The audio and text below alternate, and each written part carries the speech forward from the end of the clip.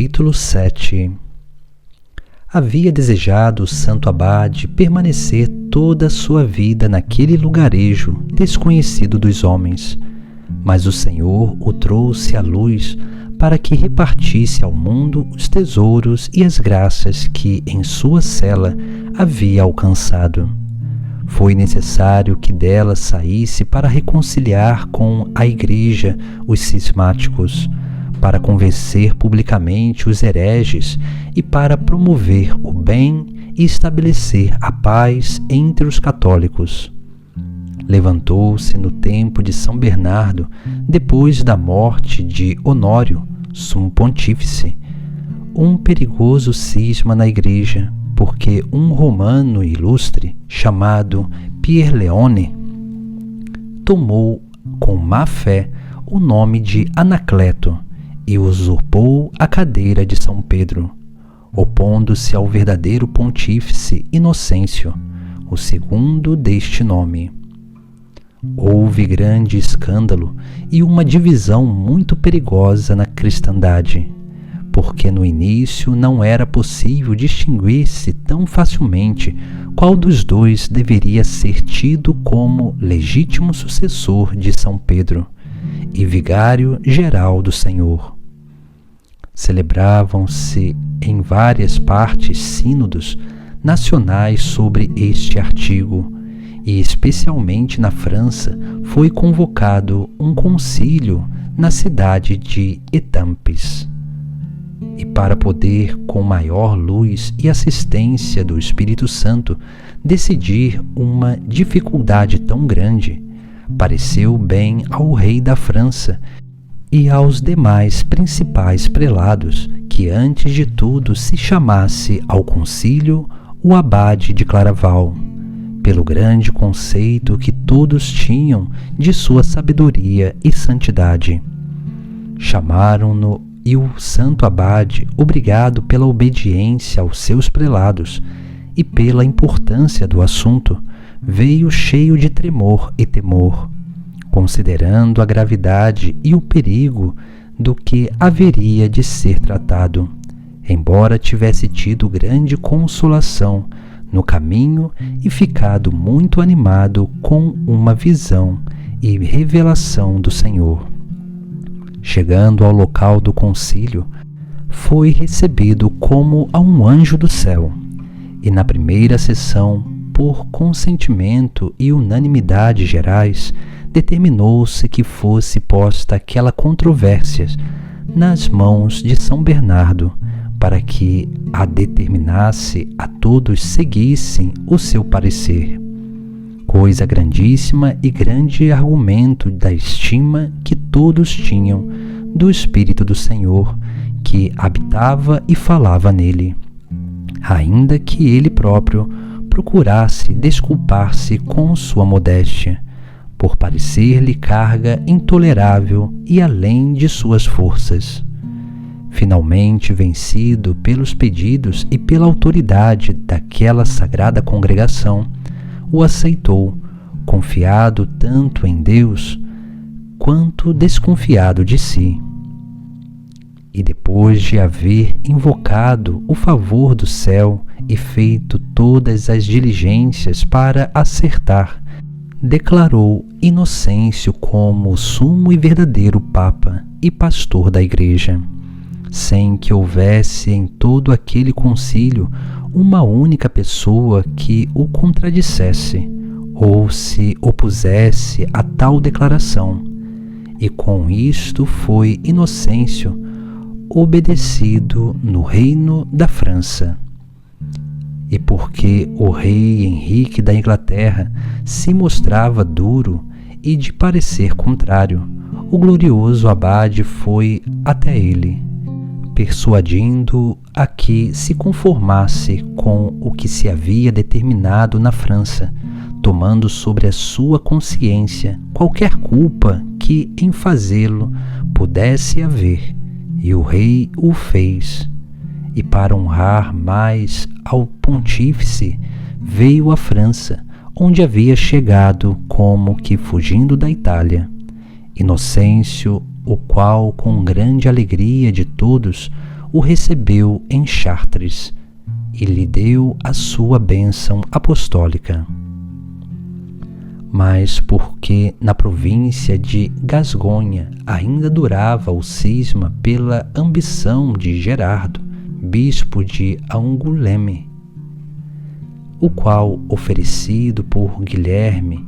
conde e príncipe poderoso, fazia grandes desaforos, o santo abade foi enviado pelo Papa para trazer o conde à razão e refrear a tirania do mau bispo. Foi São Bernardo a Gasgonha, falou ao conde Guilherme e procurou reconduzi-lo à obediência do verdadeiro pastor,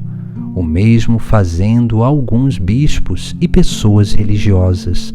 Mas, ainda que ele se tivesse aproximado, nunca quis se conformar com que voltassem para suas igrejas os bispos que, com tanta violência, haviam sido afastados dela. Vendo o santo a obstinação do conde e que os meios humanos para nada adiantavam, recorreu ao divino e fez o que aqui direi. Foi à igreja, celebrou a missa, tomou o Santíssimo Sacramento nas mãos sobre uma patena e saiu para onde estava o conde, o qual, por estar excomungado, não podia entrar na igreja e estava junto à porta, do lado de fora, com o rosto inflamado, lançando chamas, com os olhos faiscando e uma voz terrível e espantosa, falou-lhe desta maneira: Nós te rogamos e tu nos tens desprezado. Todos estes servos de Deus te suplicaram, e tu não fizestes caso deles. Eis aqui o Filho da Virgem, cabeça e Senhor da Igreja que tu persegues, que vem à tua presença. Eis o teu juiz, para cujas mãos há de retornar a tua alma. Veremos se fazes caso dele, se lhe voltas as costas, como o fizestes conosco. Diante destas palavras, tremeu o conde, caiu ao chão, tornou a levantar-se, voltou a cair de novo sem poder falar, soltando saliva e espumando pela boca, espantado e atônito. Finalmente fez tudo o que o santo mandou, e firmando depois tão estreita amizade com ele, que com seus santos conselhos e doces palavras modificou-se de tal maneira que, deixando o estado, retirou-se, fez penitência muito rigorosa e fez-se santo. Disto fazendo menção no martiriológico romano no dia 11 de fevereiro. Quanto ao bispo Gerardo, este ficou obstinado em sua malícia, tendo sido encontrado pouco depois pela manhã, morto em sua cama, sem confissão nem viático. Depois disto, persuadiu São Bernardo ao imperador Lotário, que, na cidade de Liege, havia se encontrado com o Papa, que deixasse uma vã e ambiciosa pretensão que tinha de recobrar a investidura dos bispados que havia sido retirada ao imperador Henrique, seu predecessor. Voltou o Papa à Itália, tendo absolvido os assuntos de França e celebrado o concílio de Reims, e quis passar em Borgonha para visitar Claraval e ser hóspede do santo abade naquele mosteiro, onde viviam seus monges mais como anjos do céu que como homens vestidos com um saco de carne. Ali teve o sumo pontífice grande consolação pelo que viu. Saíram os monges em procissão, não com evangelhos dourados nem com cruzes de prata, que não havia, mas com cruz de madeira e pobres ornamentos, com tanta devoção, porém, e tanta modéstia, que o Papa, os cardeais e os bispos não puderam conter as lágrimas. O Papa comeu no refeitório e toda a comida consistiu em alface e legumes, e como grande regalo houve um pouco de suco de frutas. E para o Papa um peixe que com só muita dificuldade se pôde achar. Na Itália, as coisas estavam ainda tumultuadas, e para acalmá-las convocou o pontífice outro concílio na cidade de Pisa, no qual, entre outras coisas, Anacleto foi declarado excomungado, assistindo sempre São Bernardo a todos os assuntos que ali se tratavam, não somente como ajudante e participante, como também, de certo modo, na qualidade de árbitro e ministro principal do Papa. Concluído este, foi o servo do Senhor à cidade de Milão, que estava separada do verdadeiro pontífice, e uniu-a sob sua obediência. Foram com o santo para Milão 2 cardeais legados a Latere: Guido, bispo de Pisa, e Mateus, bispo albanês, e por vontade de São Bernardo, também Gofredo, bispo cartunense. Grande amigo seu e homem de grande prudência e autoridade. Quando estavam a 7 milhas de Milão,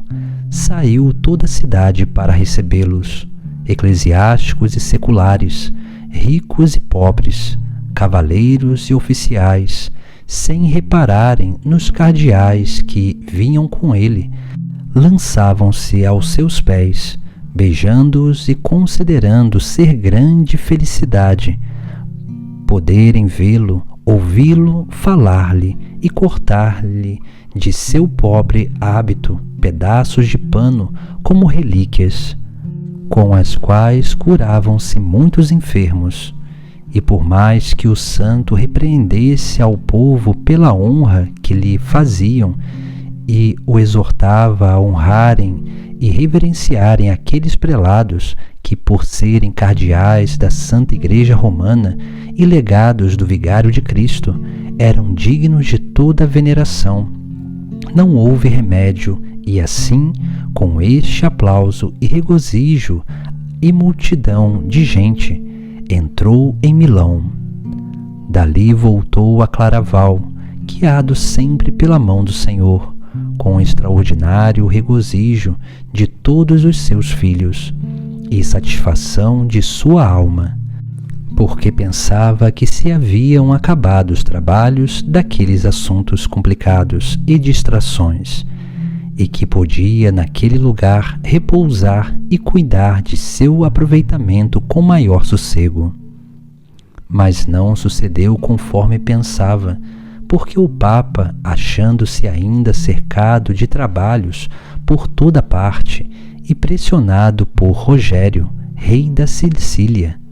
o qual favorecia o antipapa, ordenou-lhe que se dirigisse de novo a Roma, porque não encontrava quem melhor o pudesse ajudar do que São Bernardo, como a experiência o havia ensinado. Obedeceu o grande servo do Senhor como verdadeiro filho da obediência. Foi a Roma e dali a encontrar-se com o rei e conduziu a muitos para a obediência de Inocêncio, inclusive ao próprio Pedro de Pisa, famoso jurista que representava os interesses de Anacleto, convencendo também o rei Rogério tão manifestamente que ele não podia mais alegar ignorância. Este, porém, cego pela paixão e cobiçando os bens da igreja que havia usurpado, não quis fazer demonstração pública, como São Bernardo o aconselhava. Mas pelas orações do santo abade, Deus deteve o cisma e os males que dele resultavam com a morte do falso pontífice Anacleto, o qual, assaltado por uma pestilenta enfermidade que durou 3 dias, impenitente, passou desta vida para dar conta na outra ao eterno juiz dos danos que com sua ambição e tirania havia causado à Igreja. Logo que morreu Anacleto, os de seu partido elegeram-se outro sucessor, mas este, com menor conselho, se dirigiu à noite até São Bernardo e, largadas as insígnias de sumo pontífice que havia tomado, conduzindo consigo o próprio santo, lançou-se aos pés do verdadeiro pontífice Inocêncio, pelo qual foi benignamente recebido, e com isto se acabou aquele cisma tão grande e tão lastimoso, dando a todos, depois do Senhor, a honra e o louvor deste final tão desejado ao santo abade, que, havendo gastado 7 anos nesta empreitada, pôde concluí-la com o favor do céu.